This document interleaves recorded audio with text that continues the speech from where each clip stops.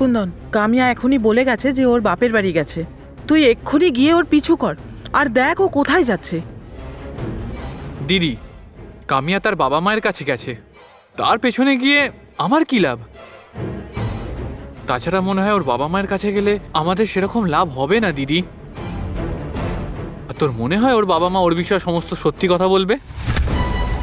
দিদি, আমি যেটা বুঝছি, ওর উপর নজর রেখে আমি যা দেখলাম তার বিরুদ্ধে কোনো রকম প্রমাণ আমি পাইনি। আমার তো মনে হচ্ছে দিদি, কামিয়ার উপরে সন্দেহ করে আমাদের কোনো লাভ নেই। না কুন্দন, সেটা না। তার মানে তুমি কি বলছো? আমি ওর ব্যাপারে খবর নিয়েছি। কি খবর নিয়েছো তুমি? ওই মহিলাটি মোটেই ভালো নয় কুন্দন। দিদি, তুই এই কথা কি করে জানলি? তোর মনে আছে ওই বিজনেসম্যানের কথা, যার সাথে ও দেখা করতে গেছিল?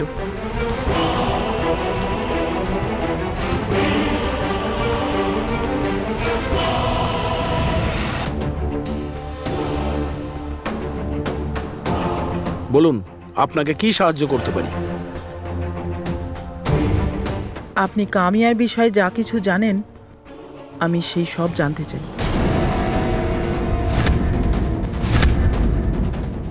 আচ্ছা, আপনি? আমি পবিত্রা শুভরাজ প্রধান। ও, আপনি তাহলে শুভরাজ প্রধানের স্ত্রী।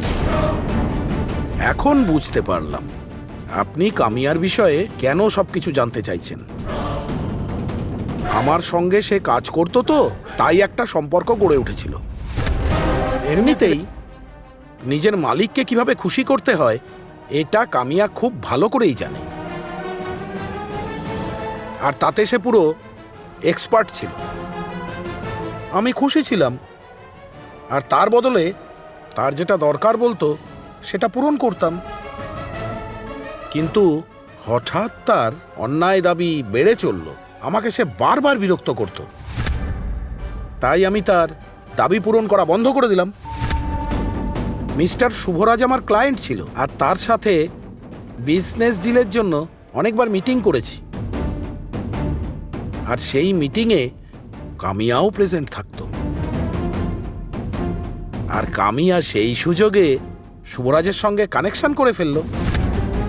আমার থেকে আরও পাওয়ার আশা ছেড়ে ও আমাকে ছেড়ে মিস্টার শুভরাজকে ধরে ফেলল।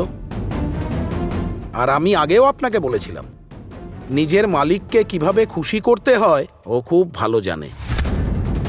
আর সে এরকম করেই মিস্টার শুভরাজকে ফাঁসিয়ে দিয়েছিল। ব্যাস, এর মধ্যে কিন্তু মিস্টার শুভরাজ বাবুর একটা বড় ভুল ছিল। সে কিন্তু কামিয়াকে চিনতে পারল না। কামিয়াকে অন্য জায়গায় বসাবার ছিল, সেটা ছেড়ে ও তাকে মাথায় তুলে দিয়েছিল।